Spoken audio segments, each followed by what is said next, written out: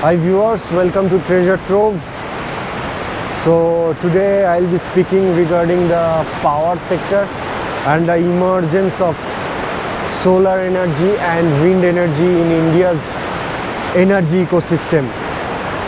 Traditionally, India has been a thermal power producer with around 70% of India's energy requirement met from the thermal power segment maybe 2 decades back, but now it has come down to 50% of our energy requirement, and renewables like large hydro, solar, wind are coming up in a big way. Specifically speaking, solar and wind energy. Solar energy potential in India is huge. Right now, as we speak, in 2025, we have around 90 odd gigawatt solar installations in India. But India's potential solar capacity is around 750 plus gigawatt. As because the geographical location of India in world map, India gets a lot of sunshine. The irradiance of sun in India is huge. India receives around 5,000 trillion kilowatt hour of solar energy from the irradiance of sun. And just a perspective, India's electricity requirement as in 2025 basically 1.83 trillion kilowatt hour. So you can see that even if the capacity utilization factor in solar energy is relatively less, much less compared to thermal power or hydro power, but the sheer large energy potential and the sheer solar installations happening around India, it has a potential to light up entire India through its solar energy installations.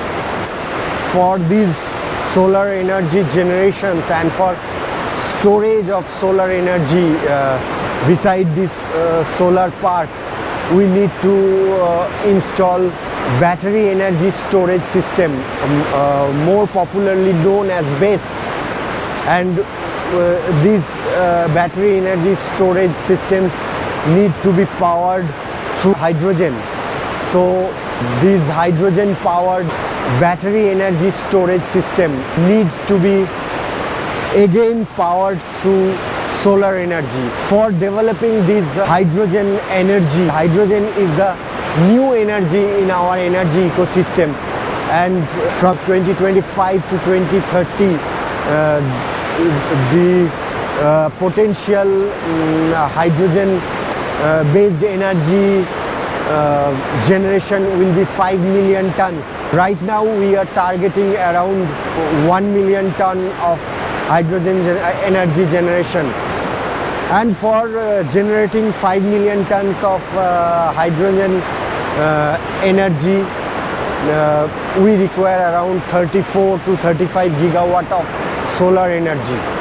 You can see now that all these energy generations via hydrogen, via solar, via wind now are in place, and these are thriving side by side. India's wind energy potential is now 769 plus gigawatt, and India is targeting around 120 odd gigawatt of wind energy generation by 2030. India is now around 40 odd gigawatt of wind energy installed capacity now. So wind energy is also going to scale up wind energy generation, and for that reason the new turbines, which are much more technologically enabled now, are going to replace old turbines and associated infrastructure. And also these wind energy, solar energy, these generations are in place right now, and the most important thing is that evacuation of power from these installation sites and these generation sites, from these solar parks, from these ground mounted top solar projects, from concentrated wind projects. So the evacuation of power requires associated infrastructure like transmission towers, substations, transformers, inverters.